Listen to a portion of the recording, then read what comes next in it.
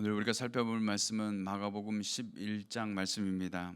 마가복음 11장부터 15장까지는 예수님이 잡히시고 죽으시는 순환 기사를 다루고 있는 부분입니다.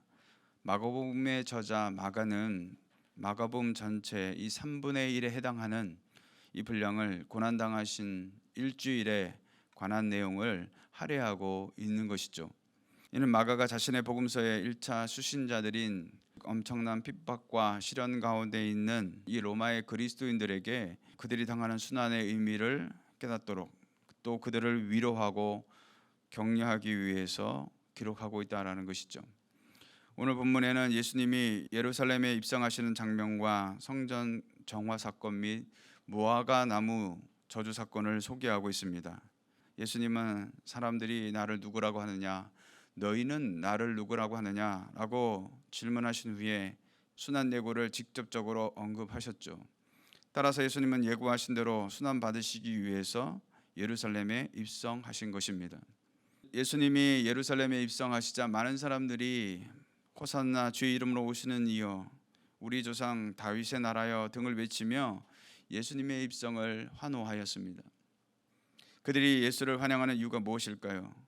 이제 비로소 이 이스라엘 땅이 로마의 권력을 전복시키고 영원한 하나님 나라를 새롭게 건설하고 회복시킬 다윗 왕의 후손으로서 메시아를 그들이 잔뜩 기대하고 있었기 때문에 그렇습니다.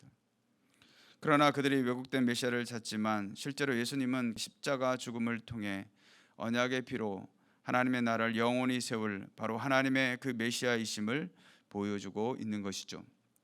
이어 12절에서 26절은 성전 정화 사건 및 무화과 나무 저주 사건에 대해서 기록하고 있습니다. 무화과 나무 저주 사건과 성전 정화 사건은 각각 별개의 사건들이지만 당시 이스라엘 영적 상황을 대변하고 있다는 점에서 공통적인 메시지를 주고 있는 것이죠. 예루살렘 성전은 이스라엘 종교 생활의 중심지로서 이곳이 만민이 기도하는 집으로서의 기능을 상실하고 예수님의 말씀처럼 강도의 구렬이 되었다는 것은 이스라엘의 영적 상태가 회복불능의 상태까지 갔음을 보여주고 있는 것입니다. 또한 무화과 나무 저주 사건은 하나님의 선민으로 택함 받았으나 하나님이 원하시는 열매를 맺지 못하는 이스라엘이 장차 하나님의 심판을 면치 못하게 됨을 경고하고 있는 사건인 것이죠. 이어지는 연속된 무화과 나무 저주 기사는 제자들이 예수님께서 말씀 한마디에 말라버린 무화과 나무를 보고 놀라자 예수께서 이를 통해 기도의 능력에 대해서 가르치시는 내용인 것입니다. 먼저 무화과 나무 저주 사건을 보면 예수께서 시장하신 차에 멀리서 잎사귀 있는 한 무화과 나무를 보시게 됩니다. 무화과는 보통 1년에 2번 열매를 맺게 됩니다. 조금 이르고 작은 무화과 열매는 3월 말에 나타나기 시작하고 5월, 6월경에 익게 되는 것이죠. 또한 봄에 나온 새싹에서 자라난 조금 늦고 더 큰 무화과는 8월에서 10월 사이에 따게 되는 것입니다. 이러한 사실을 미루어 볼 때에 예수님께서 찾고자 하셨던 열매는 잎과 동시에 나기 시작하는 이른 무화과 열매였던 것이죠. 그런데 본 사건은 6월절 가까운 4월경이었으므로 무화과를 따기에 적기는 아니었으나 먹을 수 있을 정도의 무화과 열매는 충분히 발견할 수 있을 때였다라는 것이죠. 본문에서 중요한 것은 멀리서 볼 때 그 무화과 나무 잎이 무성했고 예수님은 거기서 이른 열매를 기대하셨던 것입니다. 이는 다시 말해 이스라엘 가운데 완숙한 믿음을 요구하셨다기보다는 비록 미숙하나마나 성숙한 신앙으로 자랄 수 있는 믿음의 싹이라도 가졌길 바랐다는 것이죠. 그러나 불행히도 이스라엘에게서 그러한 믿음을 발견할 수 없었을 뿐 아니라 오히려 메시아를 대적하는 패역함만을 발견할 수 있었다라는 것입니다. 이는 마치 푼 열매조차 가지지 못함으로 인해 저주를 당하였던 무화과 나무처럼 이스라엘도 멸망할 수밖에 없는 비참한 운명에 빠지게 될 것을 보여주고 있는 것이죠. 다시 말해 이스라엘의 열매 없는 외식적인 삶과 이런 삶의 종교적 형식적인 신앙의 중심이 된 성전이 무화과 나무가 저주받은 것처럼 멀지 않아 곧 몰락할 것임을 더욱 효과 있게 제시해주고 있는 상징적인 메시지가 되었다는 것입니다. 이어지는 성전 정화 사건은 성전 안으로 들어가신 예수님은 성전 세금을 내기 위해 환전을 하는 자들의 상과 비둘기 파는 자들의 의자를 둘러 엎으시면서 성전 제사에 쓸 기구들을 들고 성전 안에 오가는 사람들을 내쫓으시는 행위를 소개하고 있습니다. 그리고 성전에서 구약의 말씀을 인용하시면서 그들을 향해 매서운 질타를 퍼부으셨던 것이죠.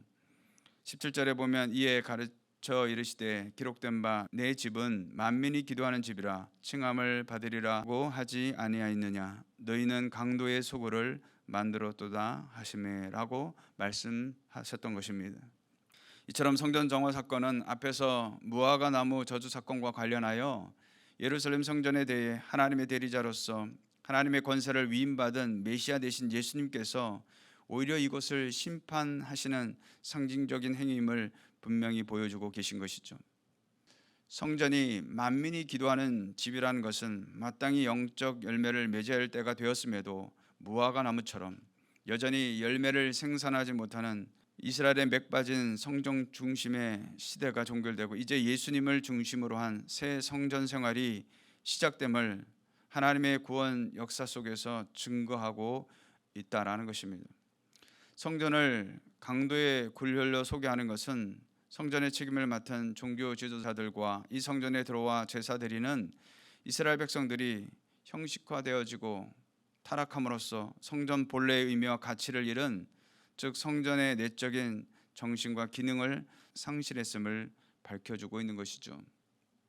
이는 다시 잎사귀 외에는 아무 열매도 갖고 있지 못한 무화과 나무를 떠올리게 하고 있습니다. 무슨 말인가 하면 마치 열매 맺지 못해 예수님의 말씀처럼 한마디에 말라버린 무화과 나무처럼 저들 역시 이들의 성전과 함께 몰락해 감을 보여주고 있다는 것이죠. 사랑하는 성도 여러분, 오늘 저와 여러분의 신앙은 어떤가 우리가 한번 돌아봐야 될 줄로 믿습니다. 오늘 본문의 이스라엘처럼 하나님이 찾으시는 열매는 하나도 없이 그저 형식적인 종교 생활로 내 신앙을 다했다고 생각하고 있지는 않습니까? 정말로 주님이 기뻐하시고 찾으실 만한 믿음이 저와 여러분에게 있느냐가 중요하다는 것이죠. 이렇게 의심 없는 믿음을 소유하고 기도할 때 주님 말씀처럼 무엇이든지 기도하고 구하는 것은 받은 줄로 믿으라. 그리하면 너희에게 그대로 되리라 라는 말씀대로 되는 역사가 있게 될 줄로 믿습니다. 그러므로 오늘 하루도 잎만 무성한 무화과 나무가 아니라 이런 열매라도 주께서 찾으실 만한 믿음의 열매를 맺어서 주님을 기쁘시게 할 수 있는 저와 여러분 되시기를 주님의 이름으로 축원드리겠습니다.